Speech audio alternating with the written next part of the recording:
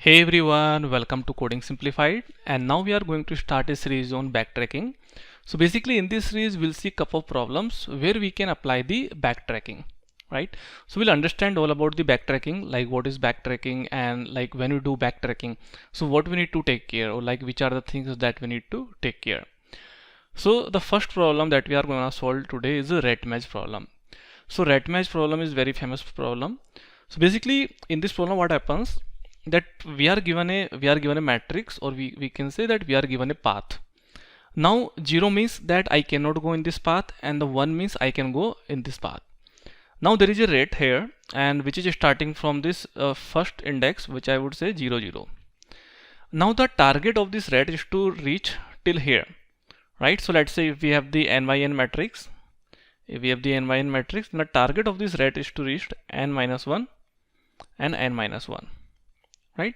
Let's say if our matrix is different, like it can be n minus 1 and m minus 1. So target of this ret is to reach from here, from this position to this position. So we need to basically tell first of all that whether it is possible to reach here or not, right? And if it is possible, then we need to print the path as well, like what will be the path. Now here the conditions are that ret can go either on the downside or it can go in this right side. So the ret can basically take only two moves, either on the downside or in the right side. So we can say, okay, the first move always be on the downside, and then if there is no way, then we'll go to right side. So in this, if you see that here exists a path, because if a ret start from here, then basically he can go first on the downside. So basically what will be the path? The path, if you start from here, then he will start from here, then he can go downside, then he will go on the right side, then again on the right side, then he can go on the downside, then again right side, and then on the downside. So if he follows this path, then he can easily reach to this one, right? So for this problem, yes, there exists a path, and we need to print all the paths. So basically how we can print the path? Printing the path means what we will do, that basically we'll take another matrix, and in this matrix whatever the path will be, just assign all these values as 1 and all others values will be 0, right? So this should be my solution. This should be my solution, which will contain the path as 1, otherwise all the values will be 0, right? Now there is also possible that there is no path. Like in this case, let's say if this rather than this 1, we have 0 here. So if it has 0, now in this case what will happen? The ret will start from here, then down, down, down, but after that he can't go anywhere, right? So there is also a possibility that the ret can't reach here. So in this case we should just return that there is no such path, right? So this is what about my problem, right? We need to check whether the ret can reach till the end or not, and if it can reach, then I need to print the path, and where we have the two conditions that ret can move either on the downside or on the right side. Now let's make it 0. Now what is the backtracking means here? Backtrack means that if you don't find the path, then backtrack from here, right? So basically what can happen, that for this ret, let's say if this ret decide that I will first go in the downside, and then if there is no path, then I'll go to right side. So what would happen, that ret start from here, right? This is a starting point, then he sees yes there is a path, so he will go in the downside, again he will go in the downside. Now he sees that there is no path, there is 0 here, right? So if there is no path, so what you need to do, then it needs to backtrack, right? Because there is no path in the downside, and as well there is no path in the right side. Because if there was a path, let's say rather than this 0, if there was 1, so it could easily go in right side, but because there is no path in the right side as well, so what it need to do, it need to again backtrack, right? So after backtracking, then it will check that is there a path on the right side. So it says yes there is a path on right side, then it will move to right side, right? So this is the meaning of backtrack. Backtrack means if you are not finding the solution using one way, then check the other ways as well, that is there any path into other ways. And here we have the two path as well. Here we have the two way, either I can go in the downside or I can go in the right side. So whenever you see any problem like this, that where you need to backtrack, then you can apply this backtracking, right? So here what we do, now we have understood that what is backtracking. Now the point is that my final answer should be this path. if there exists a path, then my final answer should be this path, right? So what I will do, at the starting I will take a blank matrix. The size will be equal to the of the size this one. Now at the starting all the values will be 0. So here all the values are 0. So here my matrix are 4 by 4. So this is my final path. So let's say this is a path matrix. So if rat can exist from here to here, so there exists a path, right? So I need to show that, okay, fine, this is a matrix where you can find what is the path. Now what happens? So I start from this one, because this is starting point of this rat, right? So I will start from here, and then I always go in the downside first, right? So basically what happens, that here basically we solve the problem using DFS kind of thing. DFS means that I will first go in the depth, and whenever I reach any particular point, then I again go in the depth one. So if I have decided that first I will go to down, so whenever I am reaching any particular point, I see that if there is any path in the downside, so again I go to down, right? And if there is no path, then I check that whether it is possible to go in another path like this one, right? So what will happen? Now first of all, this is 1. If it is 1, it means this is a valid point, because here is 1, it means I can go in this one. So I will mark this value as 1, right? So I will mark this value as 1. Now because I am saying that first of all I go to downside, so then it will go here. It means my rat is here now. So it checks that whether it is a valid path. So because the value is 1, it means yes, it can go. And this is 1 also, it means we are fine. So here again it can go in here. This is also 1. Now again he sees that again it will go in the downside, and again here we have the path. Because why we are saying here is we have the path, because this is 1. It means this is a valid path. So again I will mark this as 1. So you see what we are doing, that whenever there is a path, whenever there is a valid path, then I'm marking this value as 1 here. Why we are marking the value 1 here? Because it means that there can be a path. So I'm updating the value here. Now after that, when it goes to here, now when the rat reaches here, so he sees that there is a 0. There is a 0 means there is a stoppage, there is no path. So because there is no path here, then it backtracks. So it again reaches till here, again it reaches till 1. Now it checks that downside I have checked that there is no path in downside. Now check with the right side, whether there is a path in right side. So when it checks here, so here also it has 0. It means this is also not valid. So when it reaches here, again this is not valid. So again it need to backtrack. So you see what has happened here. Here we have the 1, here we have 0, here we have 0. So once this rat reaches from here to downside, he checked that there is no path here. It means he backtracked. Now when it reaches here, so it checked that I have two paths. One path is downside, one path is right side. Then check with the right side. Again when it reaches here, so there is also not path. So it means for this one, there is no path from the right side as well as on the left side. Now what it need to do? It need to again backtrack. So when it will backtrack, what we need to do? That the value which we have done here 1, that we need to again mark it as 0. Because when it reached till here, so we assumed yes there could be a path, so we mark this value as 1. But when it going back, means we could not found value here. It means then I need to make this value again to 0. Right? So what I would do, I would again make this value to the 0. So that we need to handle through our code.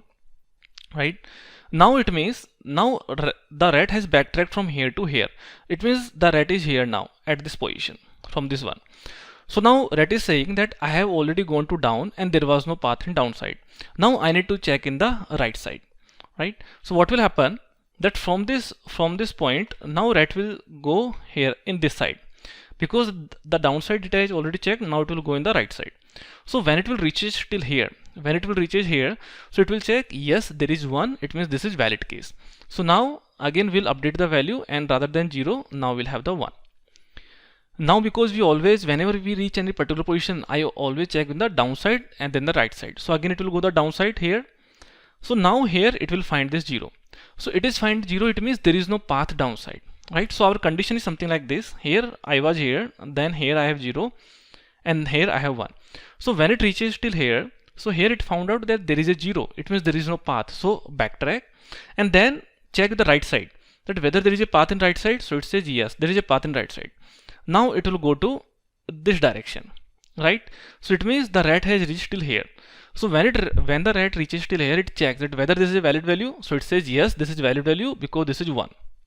So we mark this value as 1 here, right? Then I will go first in the downside. So here it will go downside, and here when it reaches here, so it says yes, this is valid value because this is 1. So here it marks this value as 1, right? So so now rat is here. Now again it goes to down, because first of all it goes to down, and here it has 0.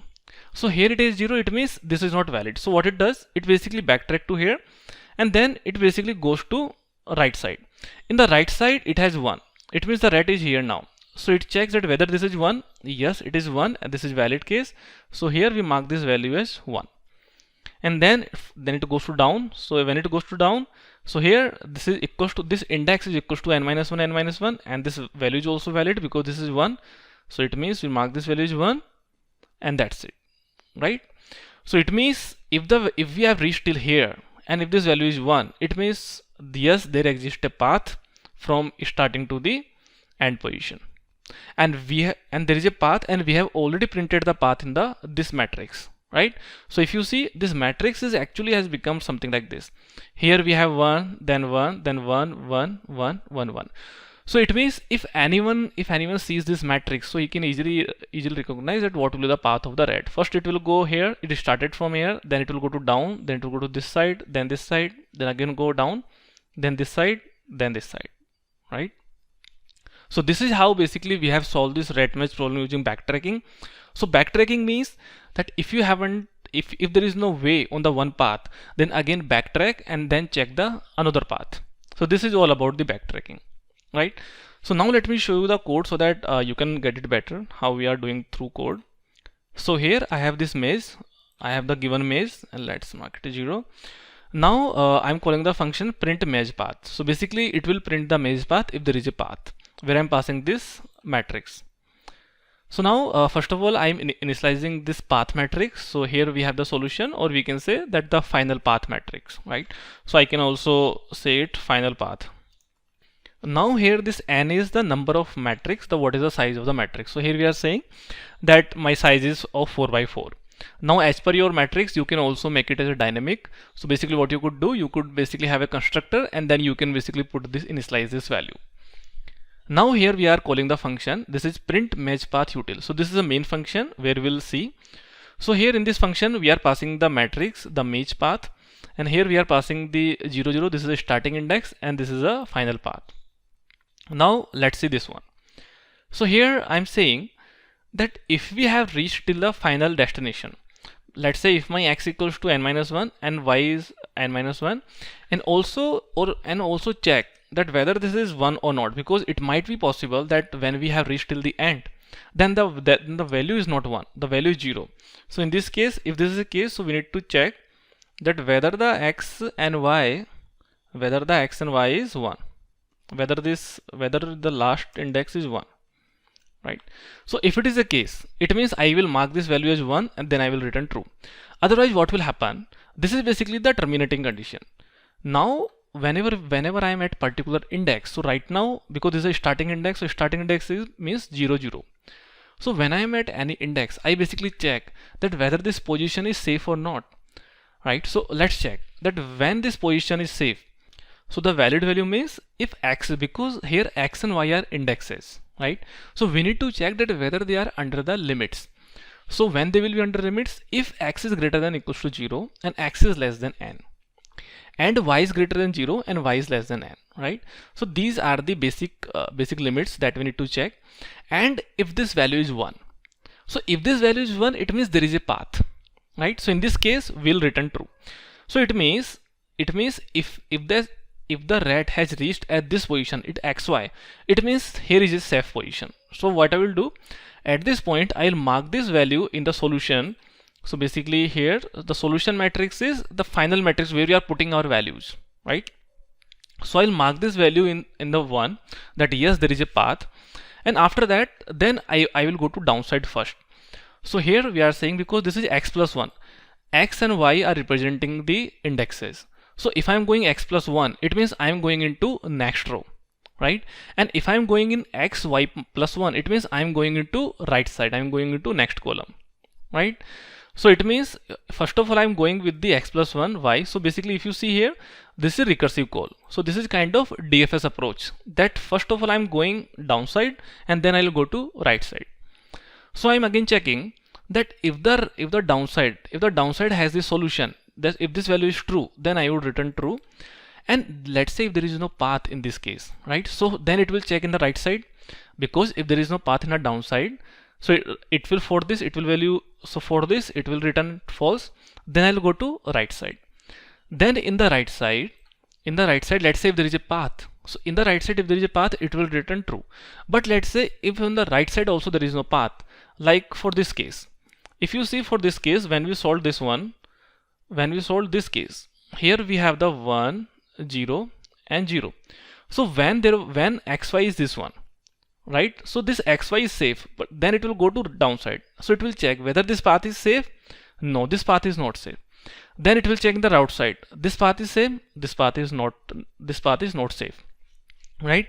So if both paths are not safe, so it means for this value also it will return false, and for this value also return false. Then what we need to do, it means if there is no path from the down and right, then we need to backtrack from this index. So backtrack means first of all when we mark this value as 1, now I will mark this value as 0, because now I am backtracking from this path, right? So this is how we'll do, and after that this will keep on happening in the DFS manner, in the recursive manner. And if there is no path, then it will return false, right? And if there is a path, and at the last if we reach till this index, so this is a terminating condition, that if I have reached till the end, if x equals to n minus 1 and y equal to n minus 1 and this value is 1, in this case mark this value is 1 and then return true, right? So what would happen, that when it will return true, so let's say if this value is not returning true, so in this case we'll just print ret can't reach to the end and will return false. But let's say if it is true, so in this case we need to print the path. So when we print the path, it means we are just printing our matrix, right? So we'll just print this matrix, the solution matrix. And if you run the program, so you can see from here that it started from here, then it reached to here, then it reached to this side, and again down, then this side and this side. So this is how we are basically solving our question. And if you talk about the time complexity in this case, so basically if the matrix size is n cross n, so basically we are traversing the complete matrix to solve this question, right? So time complexity will be n square, big of n square. So that's all guys about this video. If you have any doubts, then please write in the comment section and I will try to explain that. And I will also put the source code into description section, so if you want, then you can also get it from there. So that's it, and if you have liked the video, then please like it and subscribe the channel for more such videos. Thank you.